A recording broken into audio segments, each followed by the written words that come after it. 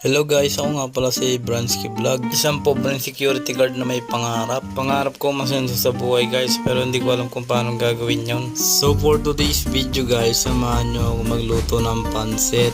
Kasi nadagdagan na naman tayo ng another 1 year guys. Kaya pansit lang naisipan kong iluto guys, kasi pang budget meal lang.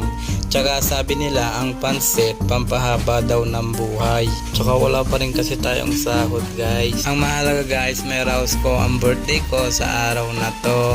At salamat nga pala sa ating Panginoon Diyos na nagbibigay sa amin ng lakas na pangangatawan at sa walang sawa niyong pagbibigay sa amin na biyaya. At ito nga pala ang aking asawa na malakas ang toyo. Sa sobrang lakas ng toyo niya guys, pag inatake siya ng toyo, pag wala naman akong ginagawa, bigla-bigla niya lang ako aawayin guys. So yun guys, ito na pala ang ating pansit. Mukhang nasayang ko na naman 1 minutes ng buhay nyo guys. Salamat!